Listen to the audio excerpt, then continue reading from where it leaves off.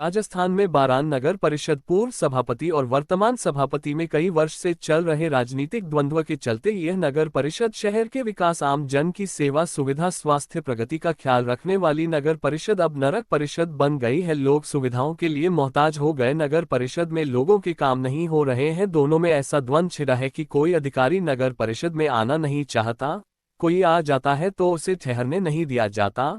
शहर में साफ सफाई सहित विकास के कार्य ठप हो गए हैं। पूर्व और वर्तमान सभापति में एक दूसरे पर अपने समय में फर्जीवाड़ा कर करोड़ों के घोटाले करने के आरोप लगाकर लगातार मुकदमे दर्ज कराए जा रहे हैं, जिससे वर्तमान सभापति ज्योति पारस गिरफ्तारी के भय से कई महीनों से नगर परिषद नहीं पहुंच पा रही है।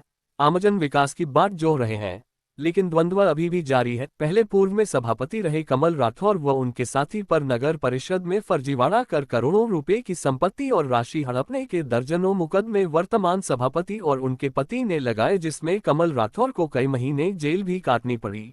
कई मुकदमे अभी न्यायालय में विचाराधीन है।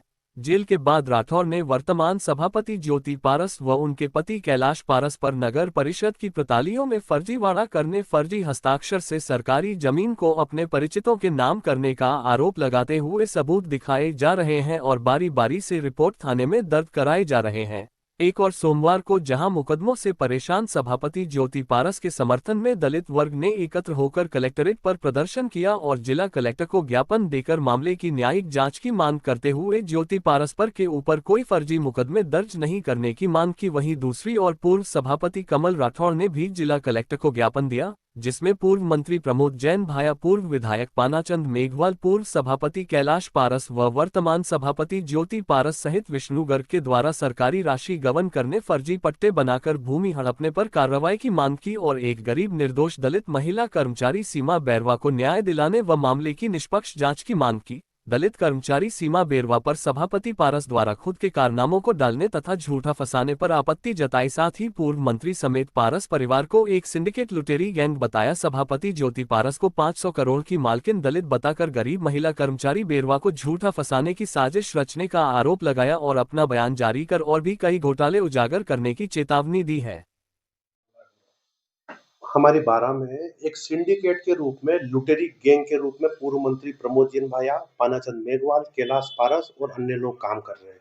इन्होंने बारह में नगर परिषद के माध्यम से करोड़ों रुपए का सरकार को चूना लगाते हुए कई सरकारी जमीनों के फर्जी पट्टे जारी किए।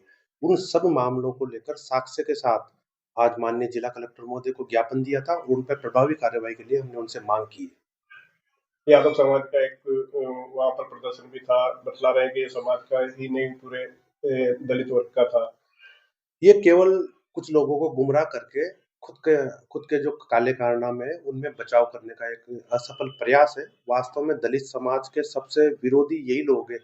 इन्होंने यादव समाज को भी अगर अपन लेते हैं तो पिछले 15 से 20 सालों से यादव समाज का सबसे ज्यादा अगर शोषण किसी ने किया है तो प्रमोद जैन भाया, पानाचंद मेघवाल और पारस परिवार ने किया है।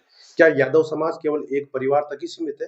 क्या आम यादव समाज के बच्चों का हक नहीं था कि नगर परिषद में या कहीं पे भी जनता के बीच में अगर जनप्रतिनिधि बनकर जाए तो उनको मौका दिया जाए? तो इनके काले कारनामों जब उजागर हो रहे हैं तो उन काले कारनामों से बचने के लिए ये जाति और धर्म की आड़ लेते हैं। ये इनका पुराना स्टाइल है। इनके इनको आता ही यही है। नगर परिषद का क्या मामला है कर्मचारी? ये क्या है कि अस्पताल रोड पर एक खाली जमीन पड़ी हुई थी। उस खाली जमीन लगभग 10 करोड़ रुपए की जमीन थी। तो प्रमोद जैन भाया ने सोचा कि इस जमीन को कैसे हड़पा जाए। तो उसके 4 अलग-अलग आदमी, जिसमें विष्णु गर्ग, कुशल प्रसाद शर्मा, जो उसके खास आदमी थे इन लोगों के, उनके नाम पे इन्होंने फर्जी पट्टे बनाकर उस जमीन को हड़पा। लगभग 5 से 10 करोड़ रुपए का नगर परिषद को नुकसान किया। फर्जी डॉक्यूमेंट, फर्जी दस्तावेज के जरिए एक खाली प्लॉट को, स्वतंत्र भूखंड को, वर्षों पुराना मकान दिखाकर इन्होंने उसके फर्जी पट्टे बना लिए। और उन कार्रवाइयों से बचने के लिए अब आप मुझे बताइए कि घोटाले करेंगे, फर्जीवाड़ा करेंगे, करोड़ों रुपए का गबन करेंगे, फर्जी पट्टे भी बनाएंगे और इन पर कार्रवाई भी नहीं होगी, कोई बोलेगा भी नहीं, तो ये कैसे संभव हो सकता है? आम आदमी की ताकत है। वो अगर बारां शहर के हित में, जनता के हित में आगे बढ़कर कोई शिकायत कर रहा है तो उस पर जांच भी होनी चाहिए और कार्रवाई भी होनी चाहिए। क्या क्या किया था इन्होंने? सीमा जिन पर जो आरोप लगाया, क्या था?